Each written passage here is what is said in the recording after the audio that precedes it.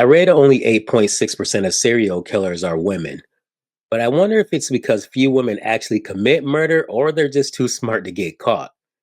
Now, today I want to talk about a serial killer who allegedly died in a fire. But was it really her? Did she fake her own death?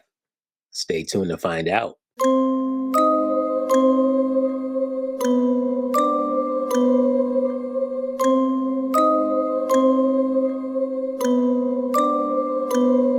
Once again, it's Murder and Mayhem Monday. Welcome back. My name is Franklin James, the serial author, and today I want to talk about a female serial killer who was active between 1884 and 1908. And I know I'm taking it back. It was said that she murdered 14 people, but it could be as high as 40. I'm talking about the Midwest Black Widow herself, Hell's Belle Gunness. Now, if you've heard of Belle Gunness, then you know about her heinous crimes and the mayhem she left in her wake. But if you aren't too familiar with her, then I will discuss the chain of events leading to her alleged death, as well as taking a peek inside her psyche to see why the hell she snapped in the first place. Now let's get into it. All right, so Belle Gunness, whose real name is Brynhild Storseth, was born in Norway on November 11th, 1859. She's the youngest of 8 children, and yeah, that's a lot of damn kids. Mom and dad was real busy. Now, from what I've gathered, her family appeared to be poor and she grew up in poverty. And having 8 children, I'm sure really didn't help the situation. I mean, that's a lot of mouths to feed. And from what I know, growing up in poverty can have a number of psychological effects on children, like a reduced sense of control and an increased risk of mental illnesses like depression, anxiety, schizophrenia, and substance addiction. I mean, chronic stress from poverty can also cause neurobiological changes as well, increasing activity within the amygdala and decreasing activity within the prefrontal cortex. Now, if you aren't too familiar with these areas of the brain, I'll explain their functions. The amygdala is responsible for processing emotions such as fear, anxiety, and rage. And it's interesting because there have been research studies that have linked abnormal amygdala function with psychopathy, antisocial personality disorder. And I know you're probably familiar with the prefrontal cortex, but that area of the brain is responsible for regulating emotions, decision making, and planning. And oddly enough, has also been linked to psychopathy. But I can see how these neurological changes can alter someone's personality, especially growing up. Now, I'm not saying this was or was not the case for young Brynhild, but I do know she grew up and became a psychopath. So perhaps these neurological changes did alter her personality. I mean, one thing is for certain, growing up in poverty had a profound effect on her and influenced her decision making. Now, at 17 years old, Brynhild gets pregnant and something happens which I feel changes the course of her life. She ends up losing the baby because she's in an abusive relationship with the guy who beats her. And I feel as though that action was the spark that lit the flame, completely changing her. And I say that because a month after her miscarriage, the father ends up dead. And it's speculated he may have been her first victim, which I believe to be true. I mean, she likely put up with his abuse because of some form of support he was providing her, either financially or emotionally to some degree.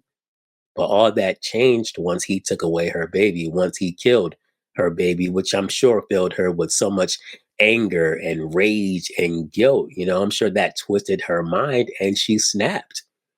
All she could think about was vengeance. But I can understand a mother having those feelings when she loses a child, and yet here we are again in another situation, which I feel had a profound effect on her. Now let's fast forward 4 years.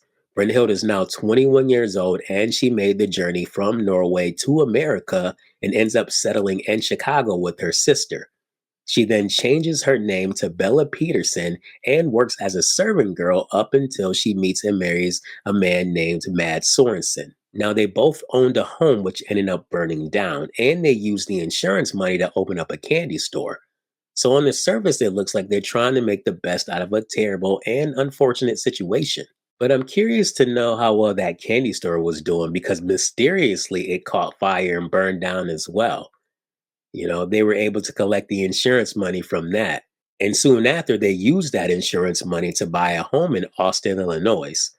So they definitely knew they needed to relocate, or at least Bell knew they needed to do that.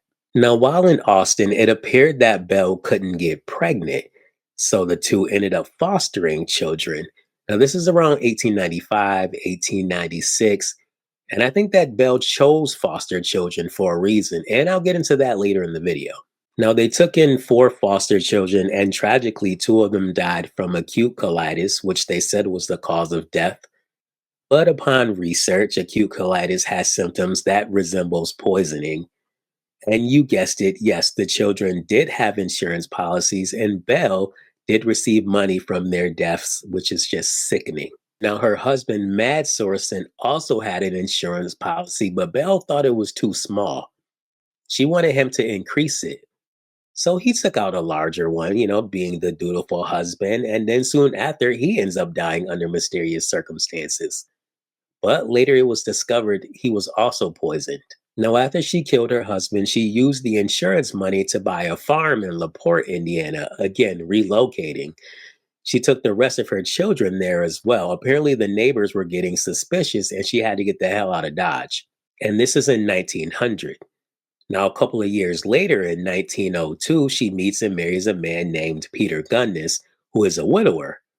He has two daughters from his previous marriage. Within a week of their marriage, his youngest daughter dies, and then Peter Gunness dies himself 8 months later under mysterious circumstances. Bell told authorities that he was accidentally hit in the back of the head with a sausage grinder, but it's interesting because she took a more hands on approach this time. There was blunt force trauma, but why? Why not poison him? Did it not work? Did he find out? Was she under a time constraint? I mean, who knows? You know, Hitting him in the back of the head, doing it herself, that's a step up from poisoning. But soon after Peter's death, Belle Gunness was back on the prowl, placing ads in a Norwegian language newspaper looking for suitable lovers and partners to help on her farm. Now, it's unknown how many men she actually corresponded with, but it's speculated quite a few men couldn't resist. So it sounds like she was clever and knew all the right things to say, like a textbook psychopath. Now, one of the visitors we do know of is a man named Andrew Helgelien, who was a Norwegian farmer from South Dakota. And I don't know what Belle was doing to this man. She must have been putting it on him. And if you know, you know. Because after a couple of weeks of being with her, he was transferring money from his Aberdeen bank account to a bank in Laporte, where they both cast a check and she received all the money in cash. The next day, Andrew was gone, yet he never returned home.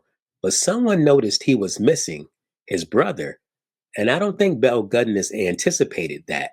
And Andrew's brother was being persistent, reaching out to Belle and the bank where the check was cashed. And I question whether or not Andrew even told Belle that, he had a brother. You know, I mean, if he did, maybe she wouldn't have killed him. Or, maybe she was just cocky and said, fuck it. Perhaps she was desperate and just needed the money. Now, there was a farmhand named Ray Lamphere who was hired in 1907. He wanted to marry Belle and become a partner, but Belle was clearly using him because she wouldn't marry the help. But I'm sure that caused some tension between them. So much so that she ends up firing him a year later for trespassing on her farm, the same farm where he was employed. And something tells me that he may have interrupted her doing something sketchy or he stumbled upon something he wasn't supposed to. Either way, she wanted to get rid of him before he became a problem. Now, after she fires Ray Lamphere, she ends up hiring Joe Maxon to replace him as the new farmhand. But during this time, Andrew Helgeline's brother is still questioning her about Andrew's whereabouts. He wants to know where his brother is. At this point in time, it's 1908, and I think things are beginning to unravel and become chaotic for Belle Gunness. You know, she then decides to pay a visit to her lawyer to make out her will, and one would question why the hell she would even do that. But I think she knew she was going to die and wanted her money to go to someone she trusts for safekeeping. But I also know the only person Belle Gunness trusts is Belle Gunness. And there was a plan she was about to set in motion. And I'm going to tell you what happened. The next morning, around 4 a.m., the day after she met with her lawyer, the new farmhand Joe Maxon woke up to the smell of smoke because the house was on fire. He tried to wake up Belle and the kids, but he was unsuccessful. He then raced to the fire department to get help because the house was burning and they weren't waking up. But later that afternoon, the bodies of three children and a headless woman were found in the ruins of the basement.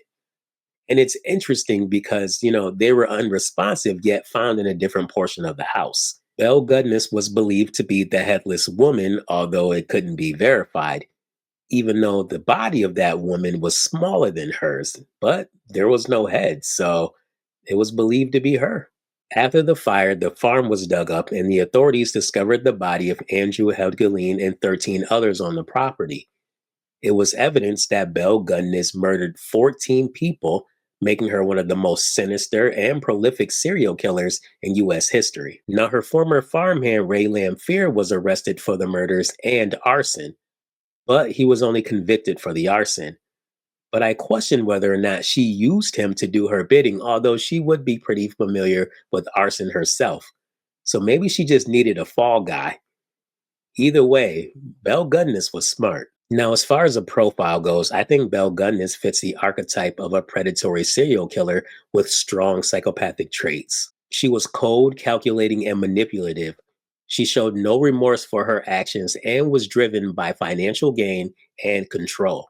I think the deaths of her foster children were just a means to an end, and it was easier for her to kill them because biologically they weren't hers. She wasn't attached to them. I'm sure she thought she was doing them a favor by adopting them, and then they repaid her with their deaths. I mean, it's fucking twisted. It's insane.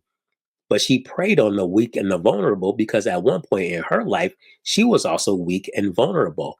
She was simply trying to rewrite the narrative. And it's evident she displayed antisocial behaviors such as lack of empathy, deceitfulness, and the readiness to exploit others for personal gain.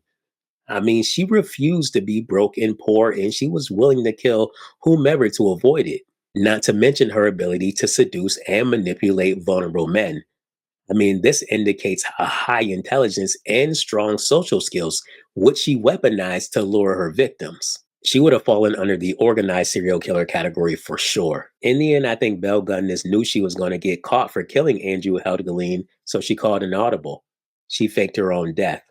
I don't think she died in that house fire. Things just don't add up. I think she changed her name. I mean, she's done it once before. I think she went to her lawyer to make out her new will to her new identity. I think that headless woman is proof that she didn't die in that fire. I think it's proof Belle Gunness just wanted to tie up loose ends. But I think it's also proof that a lot of female serial killers are just too smart to get caught. But I thank you guys for tuning in. I do ask that you stab that like button and subscribe. Leave a comment, let me know what you guys think about Belle Gunness. Share this video out there, smash that bell for notifications, and if possible, avoid mayhem.